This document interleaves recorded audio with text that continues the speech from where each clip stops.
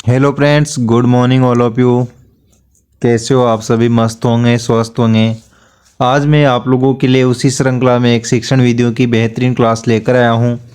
शिक्षण विधियों की मैंने बहुत सारी क्लासें डाल रखी है। आपने नहीं देखी हो तो प्लेलिस्ट में जाकर क्लासों को देख लीजिए, क्योंकि रीट पात्रता परीक्षा के लिए बेहद महत्वपूर्ण क्लासें प्लेलिस्ट बनी रखी है, वहाँ पर जाकर देख लीजिए। बिना किसी देरी के आज का सेशन शुरू करते हैं। आज हम लोग शिक्षण विधियों की बात करते हैं। देखिए, आज का सेशन शुरू करते हैं बिना किसी देरी के। आप चैनल पर नए हो तो चैनल को सब्सक्राइब कर दीजिए। देखिए, आज की क्लास का पहला क्वेश्चन है दोस्तों आपके सामने। प्रगतिशील शिक्षा पद्धति होती है तो प्रगतिशील शिक्षा पद्धति किस प्रकार की होती है? अध्यापक केंद्रित, पाठ्यक्रम केंद्रित या बाल केंद्रित और पुस्तक केंद्रित? दोस्तों, जो प्रगतिशील शिक्षा होती है वो किस प्रकार की होती है? तो वो होती है आपके बाल केंद्रित शिक्षा होती है। प्रगतिशील शिक्षा आजकल चलती है। जबकि आपके सामने मैं परियोजना विधि की बात करूं तो परियोजना विधि या प्रोजेक्ट मेथड है जो जॉन डीवी के द्वारा दिया गया। जॉन डीवी के शिष्य किलपैट्रिक के द्वारा परियोजना विधि का प्रतिपादन किया गया था दोस्तों। और जॉन डीवी है जो कि एक दार्शनिक है। ये क्वेश्चन एग्जाम में पूछा जा चुका है। दो जॉन डीवी का संबंध है। ऑप्शन था वैज्ञानिक, दार्शनिक तथा मनोवैज्ञानिक। तो दार्शनिक राइट आंसर है। जॉन डीवी का संबंध है दार्शनिक से। परियोजना विधि के प्रवर्तक हैं किलपैट्रिक, जो जॉन डीवी के शिष्य थे। नेक्स्ट क्वेश्चन देखिए दोस्तों आपके सामने। अगला क्वेश्चन है, सामाजिक विज्ञान की शिक्षण तकनीक में शामिल किया जाता है। सामाजिक विज्ञान की शिक्षण तकनीक में किसे शामिल किया जाता है? ऑप्शन है वार्तालाप गतिविधि, लेक्चर्स विधि, प्रोजेक्ट विधि तथा उपरोक्त सभी। तो सामाजिक विज्ञान की शिक्षा की तकनीक में उपरोक्त सभी को शामिल किया जाता है। बिल्कुल, वार्तालाप विधि होती है जिसमें मान लो जैसे समूह ग्रुप होते हैं दोस्तों, एक दूसरे को समूह में किसी शिक्षण बिंदु को दे दिया जाता है तथा समूह परिचर्चा करवाई जाती है। आपस में वार्तालाप किसी बिंदु पर डिस्कस करने के लिए दिया जाता है। तो वार्तालाप के माध्यम से बच्चे सीखते हैं तथा उनका उच्चारण कौशल में विकास होता है, उनकी मौखिक अभिव्यक्ति की शैली में सुधार होता है। इसीलिए वार्तालाप गतिविधि होना भी बहुत जरूरी है कक्षा कक्ष में। लेक्चर्स विधि या व्याख्यान मेथड, तो व्याख्यात्मक विधि ये प्राचीन विधि है दोस्तों। व्याख्यान विधि लेक्चर्स मेथड है उच्च कक्षाओं के लिए सर्वाधिक उपयोगी होता है, उच्च कक्षाओं में लागू होते हैं। इसमें क्या है, समय कम लगता है और विषय वस्तु को व्याख्या के रूप में दे दिया जाता है। तो इसमें कम समय में अधिक विषय वस्तु को विद्यार्थियों तक पहुंचाया जा सकता है। प्रोजेक्ट विधि का मतलब है दोस्तों, मैंने अभी बताया, इसके प्रवर्तक है किलपैट्रिक। लर्निंग बाय डूइंग मतलब करके सीखना, किसी भी प्रक्रिया को कर कर सीखना ही प्रोजेक्ट मेथड है। प्रतिभाशाली बालकों के लिए अधिक उपयोगी होता है दोस्तों। करके सीखने का अवसर मिलता है इसमें विषय वस्तु अत्यंत जटिल नहीं होती। लेकिन प्रोजेक्ट विधि का एक फायदा होता है, इसमें विद्यार्थी रुचिपूर्ण तरीके से अपने इच्छा अनुसार रुचिपूर्ण तरीके से कार्य करते हैं दोस्तों। नेक्स्ट क्वेश्चन है आपके सामने, शिक्षा को द्विध्रुवीय किसने कहा? द्विध्रुवीय किसने कहा है शिक्षा को? ऑप्शन देखिए दोस्तों आपके सामने, एडम्स, प्रोबेल, डीवी तथा एओ स्मिथ। दोस्तों, मैं आपके सामने खेल विधि की बात करूं तो खेल विधि के प्रवर्तक है फ्रोबेल। इस प्रोबेल महोदय के द्वारा बालक का पहला विद्यालय परिवार बताया गया है दोस्तों। और बालक की पहली आदर्श अध्यापिका उसकी माता होती है। ये बात प्रोबेल महोदय के द्वारा कही गई है। जबकि जॉन डीवी एक दार्शनिक है, इनके शिष्य किलपैट्रिक के द्वारा परियोजना विधि दी गई है दोस्तों। और एडम्स की बात करूं तो एडम्स ने शिक्षा को द्विध्रुवीय कहा है, टीचर और स्टूडेंट। जबकि रायबर्न के अनुसार, जॉन डीवी तथा रायबर्न के अनुसार शिक्षा को त्रिध्रुवीय कहा गया है दोस्तों। यहाँ पर आप लोगों को क्वेश्चन की एक्सप्लेन ध्यान से सुननी है, क्योंकि अगर क्वेश्चन आपको डायरेक्ट ये से नहीं मिलेगा तो आपको क्वेश्चन की व्याख्या में से क्वेश्चन जरूर मिलेगा, लेकिन आपके एग्जाम में क्लास बहुत हेल्पफुल रहने वाली है। आप चैनल पर सब्सक्राइब कर लीजिए, वीडियो पसंद आ रहा हो तो लाइक कर दीजिए। तथा दूसरी जो शिक्षण विधियों की क्लासें डाल रखी है उनको कंप्लीट देख लीजिए। कुछ ही दिन है आपके पास, 25-26 दिन एग्जाम के हैं। तो शिक्षा को त्रिध्रुवीय प्रक्रिया का है जॉन डीविटर रायबर्न के अनुसार। 3 ध्रुव कौन से बताए? शिक्षक, विद्यार्थी तथा पाठ्यक्रम। शिक्षक, विद्यार्थी और पाठ्यक्रम में शिक्षा के 3 ध्रुव बताए गए हैं दोस्तों जॉन डीविटर रायबर्न के अनुसार, जबकि द्विध्रुवीय प्रक्रिया बताई गई है एडम्स महोदय के अनुसार। अगला क्वेश्चन देखना साथियों आपके सामने, ये देखिए, आजकल यूरोप और भारत में किस जर्मन शिक्षा शास्त्री की पाठ्य योजना पद्धति प्रचलित है? तो यूरोप और भारत में आजकल वर्तमान समय में किस जर्मन शिक्षा शास्त्री की पाठ्य योजना पद्धति प्रचलित है? हर्बर्ट की, फ्रोबेल की, मॉन्टेसरी की, डाल्टन की। दोस्तों हर्बर्ट महोदय की जो पंचपदीय प्रणाली है, हर्बर्ट महोदय, इनका नाम हर्बर्ट है, तो हर्बर्ट महोदय की पंचपर्णीय पद्धति है, ये आजकल यूरोप और भारत की शिक्षा में प्रचलित हैं। तो हर्बर्ट का संबंध कहाँ से है दोस्तों? जर्मनी से। ये भी क्वेश्चन पूछा जा सकता है, पूछते हैं ऐसे क्वेश्चन, क्योंकि उनका निवास स्थान भी पूछते ही है। कुछ मनोवैज्ञानिक का संबंध जर्मनी से है, कुछ का रूस से है, कुछ हैं जो कि आपके अमेरिका से हैं। तो आपको मुख्य याद होने चाहिए। तो हर्बर्ट का संबंध जर्मनी के शिक्षा शास्त्री हैं दोस्तों हर्बर्ट महोदय। हर्बर्ट की पंचपदीय प्रणाली बहुत इंपॉर्टेंट है दोस्तों शिक्षा में। अगला क्वेश्चन देखना आपके सामने, अवलोकनीय तथ्यों से निष्कर्ष निकालने की प्रक्रिया कही जाती है। तो अवलोकनीय तथ्यों से निष्कर्ष निकालने की प्रक्रिया को किस नाम से जाना जाता है?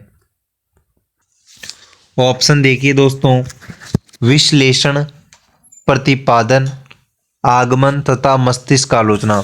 दोस्तों आगमन की बात करूं तो आगमन को कहा जाता है इंडक्टिव। इंग्लिश की बात करूं तो इसको इंडक्टिव कहा जाता है। इसमें दोस्तों पहले उदाहरण प्रस्तुत किया जाता है, टीचर स्टूडेंटों के सामने पहले उदाहरण बताता है, फिर नियम बताता है। जैसे आपके सामने मैं बात करूं संधि, अगर मान लो संधि टॉपिक पढ़ा रहा है टीचर, तो पहले तो संधि का उदाहरण बता देगा। जैसे कि पहले बताएगा टीचर आपको कि विद्यालय, तो विद्यालय में कौन सी संधि है, पहले इसको टुकड़ों में बांटेगा, तो विद्या प्लस आलय, ऐसे करके आपको उदाहरण के द्वारा पहले उदाहरण फिर नियम बताएगा कि अ प्लस आ मिलकर आ हो जाता है, इसलिए यहाँ पर दीर्घ संधि है। तो उदाहरण से नियम की ओर चले तो उसको आगमन विधि कहा जाता है दोस्तों। जबकि निगमन विधि होती है उसमें पहले नियम बताता है कि अ प्लस आ मिलकर आ हो जाता है, फिर बाद में उदाहरण प्रस्तुत किया जाता है, उसको डिडक्टिव मेथड या निगमनात्मक विधि कहते हैं। जबकि आगमनात्मक विधि या आगमन विधि कहा जाता है दोस्तों उदाहरण से नियम की ओर। विद्यालय तो विद्या प्लस आलय, पहले उदाहरण बताएगा फिर नियम बता देता है, उस विधि को आगमन विधि या इंडक्टिव मेथड कहा जाता है दोस्तों। नेक्स्ट क्वेश्चन देखना आपके सामने, सामाजिक समस्याओं को समझदारी को विकसित करने के लिए निम्नलिखित में से सबसे उचित विधि कौन सी है? तो सामाजिक समस्याओं को समझदारी से विकसित करने के लिए निम्नलिखित में से सबसे उचित विधि कौन सी है? ऑप्शन देखिए आपके सामने, चलचित्र प्रदर्शन, चित्र प्रबंध, भूमिका निर्वाह और वर्त अध्ययन। दोस्तों भूमिका निर्वाह है जो सामाजिक समस्याओं को की समझदारी को विकसित करने के लिए सबसे बेस्ट मेथड होती है, भूमिका निर्वाह विधि। बिल्कुल सही बात है। जैसे एक टीचर होता है कक्षा में, तो कभी तो टीचर मुख्य भूमिका निभाता है, कभी शिक्षक केवल मार्गदर्शक के रूप में होता है और मुख्य भूमिका वहाँ पर छात्र की होती है और टीचर केवल मार्गदर्शक का काम करता है। तो किसकी क्या क्या भूमिका होती है उसको भूमिका निर्वाह कहा जाता है। तो सामाजिक समस्याओं का समाधान करने के समय सब अपनी अपनी भूमिका का रोल करते हैं, इसलिए इसको भूमिका निर्वाह विधि के नाम से जाना जाता है दोस्तों। अगला क्वेश्चन देखिए, सामाजिक विषय में TLM प्रयुक्त नहीं होता है। तो TLM क्या होता है पहले तो आप ये बताइए। TLM, मैं बताता हूँ TLM, teaching learning material. Teaching learning material शिक्षण अधिगम सामग्री। तो शिक्षण अधिगम सामग्री को टीचिंग लर्निंग मटेरियल या TLM के नाम से जाना जाता है। तो सामाजिक विषय पढ़ाते समय इनमें से कौन सा TLM काम में नहीं लिया जाता है? चुंबकीय कंपास। कंपास बिल्कुल दिशा नापने के लिए कंपास का प्रयोग लिया जाता है। सामाजिक विज्ञान में ग्लोब की तो महत्वपूर्ण भूमिका है ही सही। नेपियर पट्टी तथा इनमें से कोई नहीं। नेपियर पट्टी होती है दोस्तों, ये सामाजिक विषय के TLM में प्रयुक्त नहीं होती हैं। सी ऑप्शन आपके सामने राइट आंसर हो जाएगा दोस्तों। अब मैं आपके सामने बात करता हूं अगले क्वेश्चन की। नेक्स्ट क्वेश्चन देखना दोस्तों। जब ये देखिए दोस्तों आपके सामने, जब शिक्षार्थी अपनी परिभाषा, अवधारणा और सिद्धांत स्वयं बनाते हैं तो वह निर्मित करते हैं। जब शिक्षार्थी अपनी परिभाषा, अवधारणा और सिद्धांत स्वयं बनाते हैं तो उसे क्या कहा जाता है? सामान्यीकरण, परिशुद्धता, यथार्थता और बारंबारता। दोस्तों उसको कहा जाता है सामान्यीकरण, नॉर्मलाइजेशन। सामान्यीकरण के नाम से जाना जाता है क्योंकि विद्यार्थी परिभाषा, अवधारणा और सिद्धांत स्वयं बनाते हैं, अर्थात उनको स्वतंत्र अभिव्यक्ति का मौका मिलता है। दोस्तों ऐसी विधि में अध्यापक केवल और केवल मार्गदर्शक भूमिका निभाता है, जबकि मुख्य और सक्रिय भूमिका होती है दोस्तों छात्र की। नेक्स्ट क्वेश्चन, ब्लूम के वर्गीकरण में शब्द विश्लेषण को डैश डैश डैश के रूप में संशोधित किया जाता है। दोस्तों ब्लूम टेक्सोनोमी जो दी गई थी ब्लूम महोदय के द्वारा, तो इसमें शब्द विश्लेषण को किसके रूप में जाना जाता है? ब्लूम की टेक्सोनोमी की बात की जा रही है यहाँ पर। विश्लेषण, मूल्यांकन, निर्माण करने, लागू करना। दोस्तों जो ब्लूम महोदय ने वर्गीकरण दिया था इसमें शब्द संश्लेषण को निर्माण करने के रूप में संसाधित किया गया है। निर्माण करने के मतलब वर्ड फॉर्मेशन, वर्ड फॉर्मेशन या शब्दों का निर्माण करने के ऊपर बल दिया गया है दोस्तों ब्लूम की टेक्सोनोमी में। गहन चिंतन को विकसित करने के लिए, प्रकृति में उनकी आकृतियों को चुनने के लिए समान समुच्चय की बात की गई है। नेक्स्ट क्वेश्चन, आगमनात्मक अधिगम निम्नलिखित में से किस विधा का विरोधाभासी है? आगमनात्मक अधिगम कौन सी विधा का विरोधाभासी है? व्याख्यात्मक शिक्षण, संरचनात्मक शिक्षण, अनुकरण और निपुणता। दोस्तों आगमनात्मक शिक्षण की बात मैंने की है आपके सामने पिछले क्वेश्चन में। इंडक्टिव मेथड इसको कहा जाता है। इसका प्रयोग इंग्लिश में एक शिक्षण विधि चलती है दोस्तों आपके सामने। डायरेक्ट मेथड चलता है, एक तो ग्रामर ट्रांसलेशन मेथड चलता है जिसको GMT शॉर्ट रूप में कहा जाता है। तो GMT ग्रामर ट्रांसलेशन मेथड, उसमें तो डिडक्टिव मेथड काम में लिया जाता है, डिडक्टिव मेथड या फिर निगमनात्मक। जबकि यहाँ पर जो आपके सामने इंडक्टिव मेथड या आगमनात्मक अधिगम की बात की जा रही है, इसमें तो निम्न में से आगमनात्मक शिक्षक का विरोधाभासी है व्याख्यात्मक शिक्षण या लेक्चर्स मेथड जिसको कहा जाता है, ये आगमनात्मक अधिगम का विरोधाभासी है। नेक्स्ट क्वेश्चन, सामाजिक अध्ययन के अध्यापक को विषय वस्तु के साथ ज्ञात होना चाहिए। तो जो आपके SST का जो टीचर होता है सामाजिक अध्ययन का, उसको विषय वस्तु के साथ साथ किस चीज़ का नॉलेज होना चाहिए? शिक्षा के उद्देश्यों का, शिक्षण विधियों का, शिक्षण तकनीक का, इनमें से कोई नहीं। बिल्कुल दोस्तों जो सामाजिक अध्ययन का जो टीचर होता है उसको विषय वस्तु के साथ साथ शिक्षण विधियों का भी पता होना चाहिए, क्योंकि सामाजिक विज्ञान की बहुत सारी भी शिक्षण विधियाँ हैं दोस्तों। टीचर को अर्थात शिक्षक को विषय वस्तु के साथ साथ टीचिंग मेथड्स की भी जानकारी होना चाहिए कि किस विषय वस्तु को किस रूप से स्टूडेंट्स के सामने रखना है ताकि उनको पढ़ने में रुचि बनी रही और उनका इंटरेस्ट बना रहे विषय वस्तु के प्रति, तथा आसानी से विषय वस्तु को ग्रहण कर सके, तो उन शिक्षण विधियों की जानकारी एक टीचर होने के नाते होनी जरूरी है। नेक्स्ट क्वेश्चन, शैक्षणिक कार्यों में एक रास्ता को कम करने के लिए मूल्य अवसर प्रदान करता है। तो कौन सी इनमें से शैक्षणिक कार्यों में एक रास्ता प्रदान करने के लिए मूल्य अवसर प्रदान करता है? ऑप्शन है आपके सामने, मनोरंजनात्मक, सौंदर्यात्मक, विधायी, व्यवसायिक। दोस्तों, जो शैक्षणिक कार्यों में एक रास्ता को कम करने की बात की जा रही है यहाँ पर, तो इनमें से कम करने के लिए मूल्य अवसर प्रदान करता है मनोरंजनात्मक। तो ऑप्शन नंबर ए यहाँ पर आपका सही जवाब हो जाएगा, ए नंबर ऑप्शन। नेक्स्ट क्वेश्चन हो ही गया। अगला क्वेश्चन, एक सक्रिय सामाजिक विज्ञान की कक्षा अधिगमकर्ताओं को प्रेरित करती है।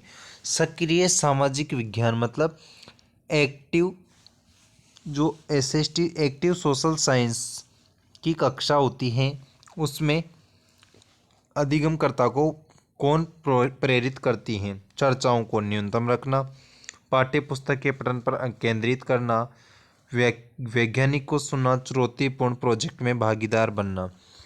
बिल्कुल दोस्तों, सही बात है। चुनौतीपूर्ण प्रोजेक्ट में भागीदार बनना।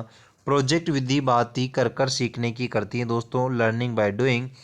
चुनौतीपूर्ण जो प्रोजेक्ट होता है उसमें हिस्सा लेना या भागीदार बनना अधिगमकर्ता को प्रेरित करता है दोस्तों। अगला क्वेश्चन, एक शिक्षक को श्यामपट्ट पर लिखते समय कितने हंस के कोण पर खड़ा होना चाहिए? दोस्तों, ये सारी बात दोस्तों, अगर एक शिक्षक पढ़ाते समय श्यामपट्ट पर कुछ लिख रहा है, अर्थात ब्लैक बोर्ड पर कुछ लिख रहा है, तो उसको ये सारी नॉलेज होना चाहिए कि उसको कितने डिग्री के कोण पर खड़ा होना चाहिए। और बोर्ड पर लिखते वक्त टीचर को बोलते रहना चाहिए दोस्तों, क्योंकि साइलेंट मोड पर नहीं लिखना चाहिए, ताकि बच्चे कक्षा में अपने आप को बोरिंग फील महसूस ना करे। इसलिए टीचर को उस विषय वस्तु को लिखते हुए बोलते रहना चाहिए। और 45 डिग्री के कोण पर खड़ा होकर, 45 डिग्री से तात्पर्य है दोस्तों, ये जैसे टीचर को इस तरह से आधा हाथ बोर्ड की तरफ और आधा बच्चों की तरफ नज़र होनी चाहिए। 45 डिग्री के कोण पर खड़ा होकर लिखने का होना चाहिए। नेक्स्ट क्वेश्चन, क्रियाकलाप आधारित प्रश्न सामाजिक विज्ञान के पाठ को कैसा बनाते हैं? क्रियाकलाप आधारित प्रश्न, क्रियाकलाप आधारित जो प्रश्न होते हैं, क्रियाकलाप से मेरा तात्पर्य है यहाँ पर, जैसे कोई विषय वस्तु है, तो विषय वस्तु माना कि जैसे कोई कहानी आपके सामने, नाटक है या फिर नोवेल है, तो नाटक में अलग अलग पात्र होते हैं दोस्तों, बिल्कुल सही बात है। तो जब अपन छोटी कक्षाओं में थे, चौथी पांचवी में पढ़ाई करते थे, तो टीचर खड़ा करता था, एक तो अपनी विज्ञान की सामाजिक की किताब में आता था पहेली और बूझो, ये दो कैरेक्टर के नाम होते थे दोस्तों, अलग अलग कथानक होते थे। तो एक लड़की तो पहेली बन जाती थी, एक लड़का बूझो बन जाता था। जब पहेली वाली लाइन आती है तो लड़की पढ़ती है, फिर बूझो की लाइन लड़का पढ़ता है। तो वो उस विषय वस्तु में बच्चे बहुत इंटरेस्ट दिखाते हैं दोस्तों, अर्थात आनंददायक तरीके से उस विषय वस्तु को पढ़ने में रुचि लेते हैं दोस्तों। तो आनंददायक बनाते हैं। क्रियाकलाप आधारित का मतलब है दोस्तों, एक्टिव रहते हैं और अपने आप को इंटरेस्ट के साथ विषय वस्तु को पढ़ते हैं दोस्तों, और आसानी से उनको समझ भी आ जाती हैं। तो सामाजिक समस्याओं की समझदारी को विकसित करने के लिए भूमिका निर्वाह विधि, उसी प्रकार से क्रियाकलाप आधारित प्रश्न होते हैं दोस्तों, सामाजिक विज्ञान के पाठ को और भी आनंददायक बना देते हैं दोस्तों। नेक्स्ट क्वेश्चन, मौसमी उपकरणों के द्वारा मौसम संबंधी सूचनाओं को एकत्र करना उदाहरण है। तो मौसमी उपकरणों के द्वारा मौसम संबंधी सूचनाओं को एकत्र करने की जो प्रक्रिया होती है, वो किस में सहायक होती है दोस्तों? किस प्रकार होती है? तृतीय आंकड़ों का या द्वितीय आंकड़ों को, प्राथमिक आंकड़ों को या फिर विधायक आंकड़ों को? दोस्तों, प्राथमिक आंकड़ों को, जो मौसमी उपकरण होते हैं, जैसे आपके सामने एक तो भूकंप आ जाता है दोस्तों। तो भूकंप का पता सिस्मोग्राफ से भूकंप मापा जाता है या रिएक्टर नामक पैमाने से। जब अचानक पारा गिर जाता है दोस्तों तो आंधी तूफान आने की संभावना हो जाती है। ये जो अपने साइंटिस्ट के द्वारा, वैज्ञानिकों के द्वारा अनेक प्रकार के उपकरण खोजे गए हैं, क्योंकि विज्ञान के क्षेत्र में अब प्रगति कर रहा है। तो इन उपकरणों की खोज करना और मौसम संबंधी सूचनाओं को एकत्र करना प्राथमिक आंकड़ों का उदाहरण है दोस्तों। तो सी नंबर ऑप्शन सही जवाब हो जाएगा। प्राथमिक आंकड़ों के अंतर्गत आता है दोस्तों मौसम संबंधी उपकरण तथा सूचनाओं का एकत्रण करना।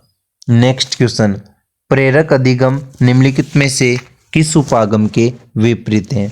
दोस्तों प्रेरक अधिगम का मतलब है इंडक्टिव लर्निंग। तो इंडक्टिव लर्निंग किस प्रकार के उपागम के विपरीत है दोस्तों? तो इनमें से जस्ट ऑपोजिट किसका है दोस्तों? निपुणता अधिगम, संरचनात्मक प्रशिक्षण, अनुरूपण या प्रतिपादन शिक्षण। दोस्तों अनुरूपण का मतलब है नकल करना, जबकि प्रेरक अधिगम या इंडक्टिव लर्निंग होती है दोस्तों, वो जस्ट अपोजिट किसके हैं? वो प्रतिपादन शिक्षण के जस्ट ऑपोजिट हैं दोस्तों। तो डी नंबर ऑप्शन आपका सही जवाब हो जाएगा। आपको सेशन अच्छा लगा हो तो लाइक कीजिए, शेयर कीजिए अपने साथियों के साथ। चैनल पर नए हो तो चैनल को सब्सक्राइब कर दीजिए। Thank you.